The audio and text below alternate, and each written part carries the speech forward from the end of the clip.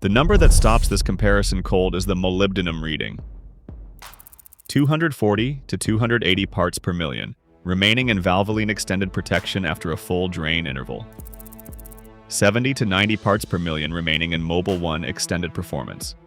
Both are 5W30 full synthetics. Both are marketed around extended drain protection. The molybdenum gap between them is not a rounding error. It is a formulation philosophy written in parts per million. Molybdenum is the friction modifier in a modern engine oil package. When the oil film is thick and the engine is operating in full hydrodynamic lubrication, molybdenum is essentially a passenger riding along. But at cam lobes, at lifter contact faces, at piston ring contact zones, where the film compresses to within nanometers of the metal surface, molybdenum compounds activate and form a sacrificial tribofilm on the metal itself. That tribofilm absorbs the shear stress the oil film cannot carry alone. The more molybdenum the formulation carries, the more boundary layer protection the oil generates at exactly the conditions where friction is highest. Valvoline built this oil around that principle and loaded the molybdenum accordingly. Mobil 1. Extended Performance does not lean on molybdenum the same way. 70 to 90 parts per million is a standard functional loading, not a premium play. What Mobil 1 uses instead is a base stock architecture designed to reduce the conditions where molybdenum is needed in the first place. The blend is polyalphaolefin, combined with alkylated naphthalene. Polyalphaolefin is a group 4 synthetic built from uniform molecular chains that resist mechanical shearing under thermal load. Alkylated naphthalene is a group 5 component that adds oxidation stability and natural solvency to the base oil blend, solving the solvency limitation that straight polyalphaolefin carries. The result is a base stock that stays intact under the conditions that cause conventional and gas-to-liquid synthetics to shear, reducing the frequency and severity of boundary lubrication events in the first place. Less boundary contact means less demand on the friction modifier. That is why the molybdenum number is lower. The viscosity retention data reflects that base stock difference directly.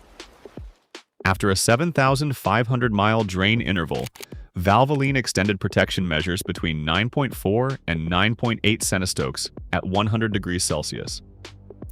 Mobil 1 Extended Performance comes out at 9.6 to 10.1 centistokes under the same conditions. Both oils went in as 5W30. Valvoline finishes near the lower edge of 30 weight territory. Mobil 1 finishes holding mid-range 30 weight. Under normal operating conditions, the difference is acceptable. Under sustained boost pressure, high temperature fuel dilution, or an extended drain interval, the Mobil 1 base stock architecture is maintaining the fluid film geometry that the higher molybdenum loading in the Valvoline is compensating for. The fuel dilution tolerance gap is worth addressing separately because it ties directly to what the viscosity readings already showed. Turbocharged direct injection engines produce fuel dilution at a higher rate than most drivers realize. During cold starts and short trips, fuel injected directly into the combustion chamber partially washes down the cylinder walls before it fully vaporizes. A fraction of that liquid fuel slips past the piston rings and into the crankcase where it mixes with the oil, thins the viscosity, and dilutes the additive package. Mobil 1. Extended Performance carries a high fuel dilution tolerance rating.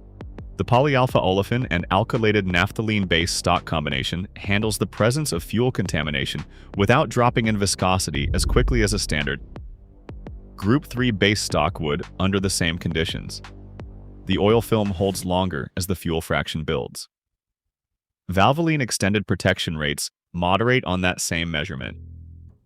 For a vehicle that sees mostly highway miles and reaches full operating temperature on most trips, that rating has no practical consequence. The fuel that enters the crankcase vaporizes through the positive crankcase ventilation system before it accumulates to meaningful concentrations. But in an engine driven primarily around town, never reaching full operating temperature with repeated short, cold start cycles where the fuel dilution event happens again and again without the thermal recovery that would purge it, the Mobil 1 base stock holds a viscosity floor that the Valvoline cannot match.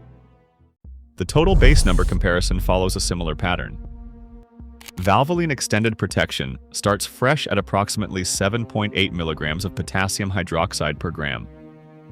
Mobil 1 Extended Performance starts at approximately 8.5 milligrams of potassium hydroxide per gram. After a 7,500-mile run, Valvoline comes out with 2.2 to 3.0 remaining. Mobil 1 finishes at 2.8 to 3.6. Neither oil depletes its alkaline reserve to a dangerous level inside a standard drain interval. Mobil 1 carries more alkaline capacity in and finishes with more available. For a driver targeting 10,000 miles or relying on an oil life monitor to determine drain intervals, that remaining buffer is the one number that determines whether the oil is still protecting or just circulating. The wear metals sit close enough that declaring a winner requires context. Iron from cylinder walls and cam surfaces comes out at 8 to 13 parts per million in Valvoline and 7 to 12 parts per million in Mobil 1. Copper and aluminum follow the same direction. Copper from the bearings reads 2 to 5 parts per million in Valvoline, against 2 to 4 parts per million in Mobil 1. Aluminum from piston crowns shows the same spread, 2 to 5 parts per million in Valvoline, 2 to 4 parts per million in Mobil 1. Both oils are inside acceptable ranges for a healthy engine at a standard drain interval. The Mobil 1 readings trend lower across every category. The gap is not large enough to indict the Valvoline, but it is consistent enough that an engine under frequent thermal stress will see the difference accumulate. The Boron readings explain part of that wear metal divergence. Valvoline Extended Protection comes out of the engine carrying 70 to 90 parts per million of boron remaining. Mobil 1 Extended Performance retains 120 to 160 parts per million. Boron in its dispersant role keeps combustion byproducts in suspension, so they stay mobile and reach the filter rather than accumulating on bearing surfaces or in ring grooves.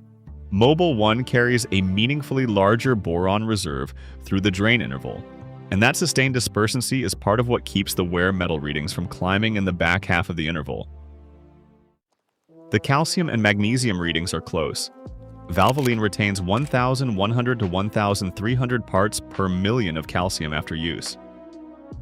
Mobil 1 comes in at 1,000 to 1,200 parts per million. Magnesium is tighter still, 600 to 800 parts per million in Valvoline against 650 to 800 parts per million in Mobil 1. Both oils run a balanced calcium and magnesium detergent structure designed to protect against low-speed pre-ignition in modern turbocharged direct injection engines, and both clear the American Petroleum Institute's threshold comfortably. This category is a genuine tie. Zinc dialkyl-dithiophosphate closes the additive comparison. Zinc in Valvoline comes out at 700 to 820 parts per million remaining. Mobil 1 retains 750 to 850 parts per million. Phosphorus mirrors that gap, 600 to 720 parts per million in Valvoline versus 650 to 750 parts per million in Mobil 1. Mobil 1 finishes the interval with slightly more anti-wear chemistry intact, consistent with what the wear metal and boron readings already suggested about how each oil manages the back half of the drain. The used oil analysis lands here. Valvoline Extended Protection made a calculated bet on molybdenum. That bet pays off at cam lobes, at ring contact zones, in engines that run frequent short trips where the oil film is regularly compressed into boundary conditions. The formulation is coherent. The molybdenum loading is real, and it does what molybdenum is supposed to do. Mobil 1. Extended Performance made a different bet. Build a base that reduces the severity of boundary lubrication events before the friction modifier is called. Carry more boron to sustain dispersancy through the full interval.